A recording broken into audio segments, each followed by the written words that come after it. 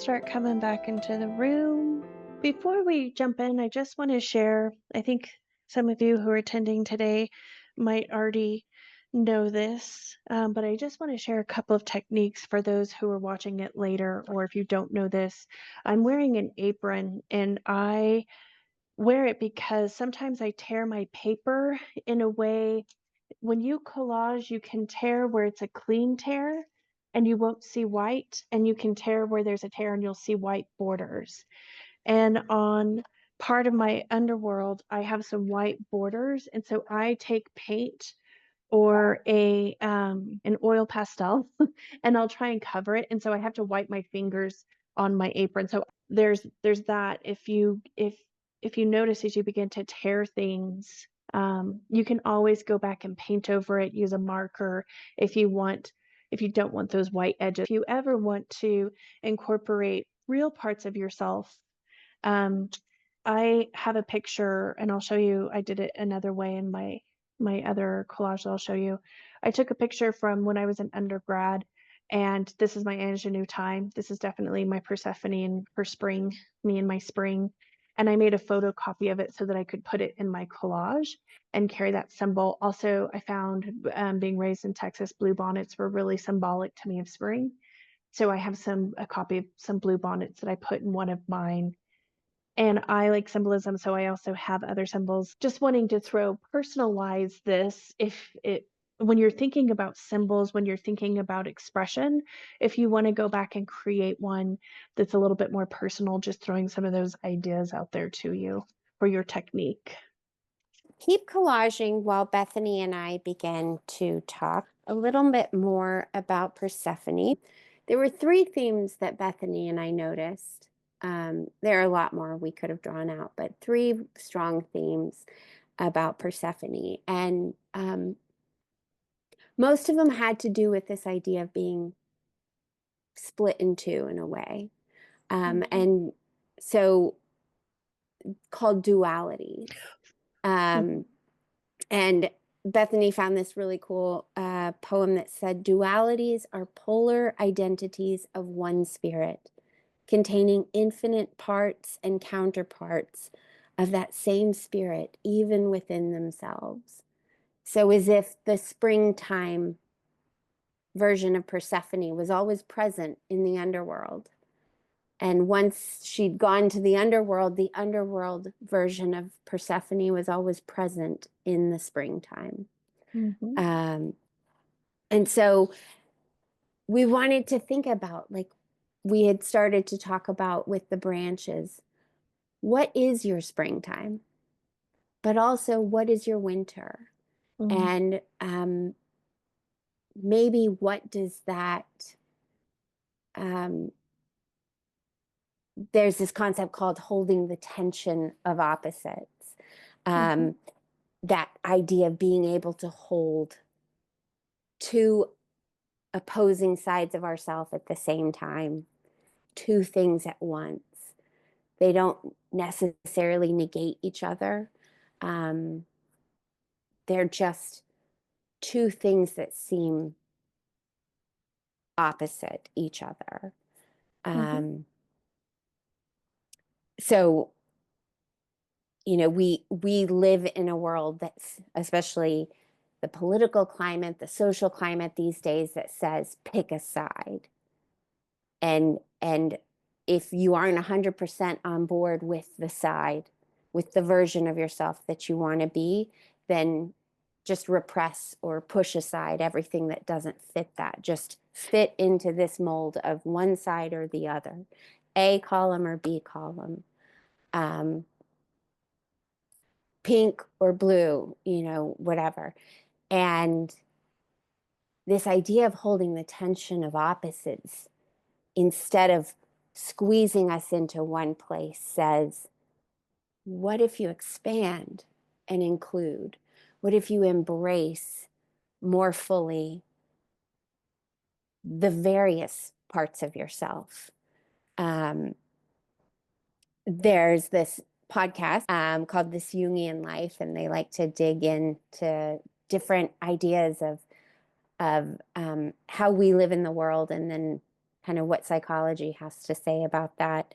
Um, and they describe the tension of opposites this way: the self keeps its integrity and its wholeness if it understands how to balance between the two sides, or the various sides of ourselves. Um, and so, despite how it sounds, that it sounds tense and stressful and full of anguish, it actually grows us.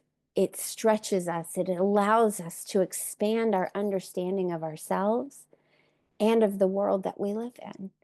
Mhm. Um, And so, different parts that might show up in each mhm. world. Self remains wise mind, curious, compassionate, courageous, and you might see that the tension of opposites are actually parts of you.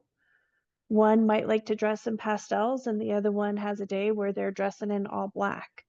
One might feel really reborn after a depression, but both are just as true for you, and self is in the middle, bridging those. So, as we're stepping deeper into this tension of opposites, the dualities, and we're looking at winter and spring, I want to read a series of questions that we've come up with so far. What marks life's winter for you and spring for you? What sensations or feelings are evoked in you during each season and throughout each season? Can you recall a time where you were taken into the underworld, taken into a winter? Some might even say depression. And what is it like to come out in spring and see color?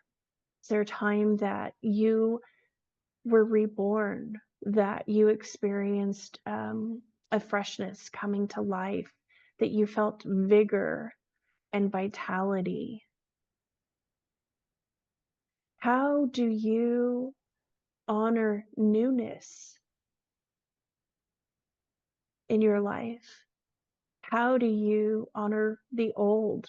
How do you return after you make changes?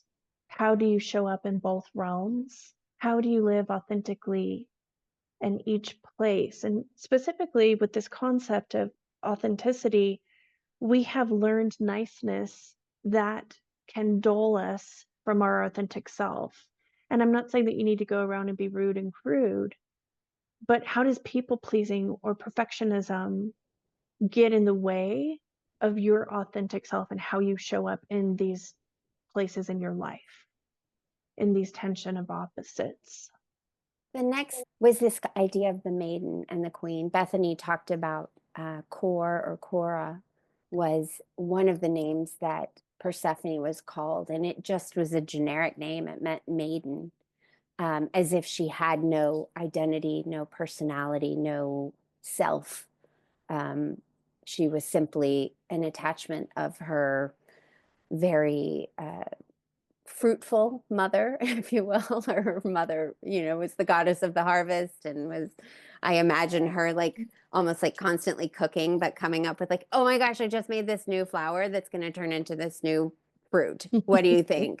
So as if Persephone would just get kind of swept up in this very big personality, and she didn't get to have a name. She didn't get to be much of anything. But I think a lot of times as girls, that happens. We get kind of lost in this idea of the grown-up world, and it takes Mm, us becoming young women, and then less young women, and then older women, until we begin to fully discover who we are. And so the next theme we wanted to talk about was this maiden and queen, but also the young and the old. Um, mhm, there, there's obsession with youth, um, that is all around us and is constantly telling us to be young and fresh and smooth skinned, and no gray hairs and all of that. Um, but there's also the queen that Persephone got to be, someone who more inhabited herself, her Yeah. thoughts, her voice. One of the artists that I found that has been very inspired by mythology, she paints all these different mythological characters um, as the subjects of her paintings, and I used two of them already to in these slides that I've shown. She talks about how voiceless Persephone was, that she was really struck by that voicelessness. Um, so this idea of the maiden and the queen, um, the youth and the age. I went to this lecture a long time ago that was talking about female hormones and the value of them. And the doctor who presented it was talking about the need for both estrogen and progesterone, because if they're not in balance, that's when we have issues in our bodies. We experience these shifts and what happens. But symbolically, one is for birthing and rapidly growing, whereas the other is for maturing and for then saying it is done and letting the season end. And so this idea of this tension of opposites between the maiden and the queen, the young and the old within us, the seasoned and the brand new. But what you have is lived experiences that allow you to hold and deepen your dualities and step into your voice, live in your body more fully, carry deeper wisdom because you have enough lived experience to know what matters to you and that things change, nothing stays the same. So up on the screen, you see some questions. I'll point out the last question to you just to keep honoring time. Do you see how your two sides relate to one another? Is there some similarities between these dualities? Is there a shared feeling, a shared state of mind, a shared belief? If you want to dig deeper as you're journaling this, you're looking at what were the beliefs that you were taught as a maiden, as a young girl that maybe you're growing out of or you're struggling with. And what are those beliefs about yourself or others? Um, Values work. What were you passed on from generations that you value? What are some things that maybe not feel relevant or important to you in this next stage, in the queen stage? How do you find authenticity and claim your real self in both? Just like that image that Amy was talking about. The final theme we wanted to draw out of this story was just that idea of holding that tension of opposites within one body, within one self. Walt Whitman calls it containing multitudes. When he sings the Song of Myself, he says, I contain multitudes. And despite the relative quiet of Persephone in all the versions of her story, if we believe about her, what I believe about all people is that there's more to us than most people know. And there's more to us than we know. And so this idea of the multiple parts and how do we celebrate the sides of ourselves that maybe don't get um, Mhm. honored, that don't get uh, seen. And in rereading and revisiting Persephone, one, her story has inspired so many poets, women poets who grapple with the different sides of her story, which we don't even have time to get into. Like Yeah.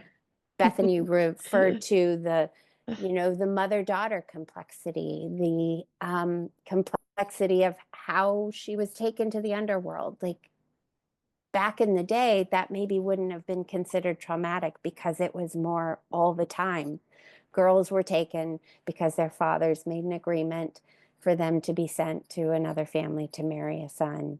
Um, Mhm. and so some of the reading talks about how Persephone in ancient times was a beloved goddess to honor and worship because mothers understood, and girls who'd been taken understood what it was like to not have that agency. And so to Mhm. have a deity that kind of saw you, recognized you, was really attractive to a lot of Mhm. people. Mhm. But I think in reviewing all of it, what I am most struck by um, was I had this thought of like, um, okay, so we know how some of the gods were born. Aphrodite comes out of the shell. Um, Athena came out of Zeus's head, and so on and so forth. We know where they come from, but then all these stories, they're already adults or grown bodies or whatever, except Persephone, because she represents the seasonal change from winter to spring. It means she goes through the cycle of the year. And she starts out as a girl, as a maiden.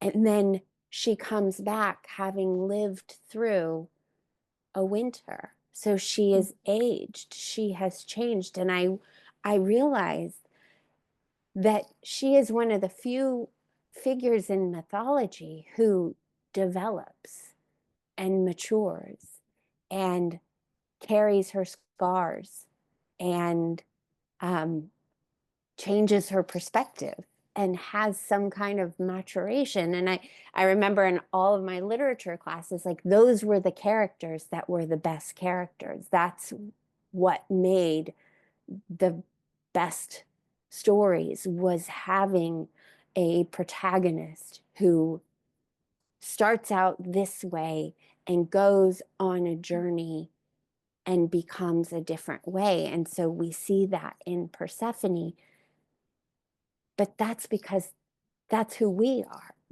We didn't start Mhm. out one way and stay that same way until the end of our days. No, we get to shift, we get to grow, we get to have years where the scales fall from our eyes and we go, oh my word, I see this truthfully for the first time. And then 5, 10, 20 years later, the same thing happens and we're like, oh, I had no idea that's what was really going on. And so we get to develop. And so I loved that Persephone, in containing all these multitudes, contains the ability to change, to transform. Yeah, And to not so be static. mhm. Yeah. So we have some last questions up here on the screen. What does it mean to have layers and complexities to you? Can you identify your layers and complexities? How do they show up in your thoughts, in your beliefs, in your values? What multitudes does your life contain? How has your lived experience shaped your story, your life, and yourself? How do you develop, learn, carry your scars, struggle, resolve, and like the seasons continue to shift and transform?